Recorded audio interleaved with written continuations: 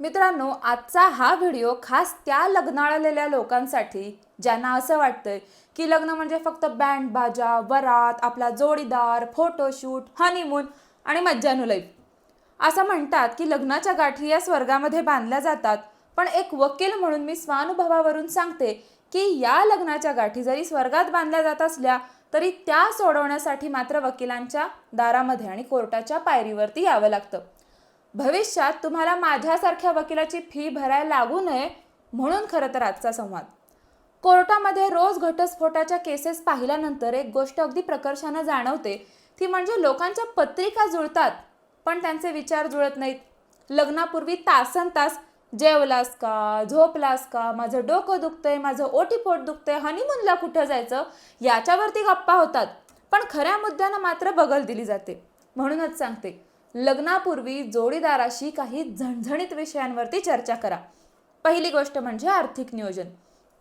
नुसतं माझं तुझं न करता घराचा खर्च कोण करणार आहे, कसा विभागायचा आहे, अचानक संकट आलं तर जबाबदारी कोणाची.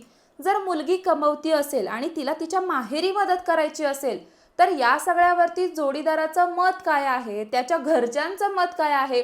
अगदी किरकोळ वाटणारा टीव्हीचा रिचार्ज, किराणा माल इथपासून ते मुलांच्या शिक्षणापर्यंतच्या पैशांवरती स्पष्ट बोला.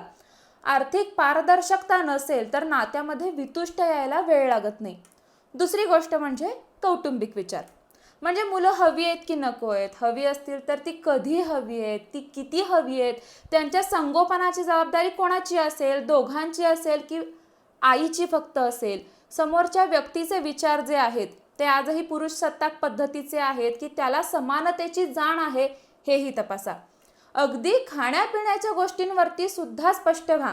एखाद्याला नॉनव्हेज खायला आवडतं तर दुसऱ्याला ते चालत नाही. एखाद्याला ड्रिंक्स घ्यायला आवडतात तर दुसऱ्याला त्याचा वास सुद्धा सहन होत नाही. हे छोटे छोटे वाटणारे मुद्दे नंतर फार मोठं रूप धारण करत असतात. जोडीदाराचे ग्रहतारे तपासण्यापेक्षा त्याचे मेडिकल रिपोर्ट बघून त्याचं आरोग्य तपासा. लग्नापूर्वी आवश्यक वैद्यकीय चाचण्या, विशेषतः संसर्गजन्य आजार त्याला आहेत का हे तपासा. आणि हा संशय नाहीये तर हा समजूतदारपणा आहे. आता मुलींचे आईवडील जे आहेत ते पुण्यातलं घर किंवा मुंबईचं स्थळ बघण्यामध्ये इतके व्यस्त होतात की समोरचा माणूस म्हणून कसा आहे हे पाहायचंच ते विसरून जातात. शक्य तितके जास्त गुण जुळून सुद्धा संसार मोडताना आम्ही रोज पाहतो. लग्नाचा निर्णय घेण्यापूर्वी केवळ स्वप्नांच्या दुनियेमध्ये राहू नका, वास्तवाचा विचार करा. नाहीतर माझ्यासारख्या कितीतरी वकिलांच्या केबिनची दारं तुमच्यासाठी सदैव उघडी आहेत.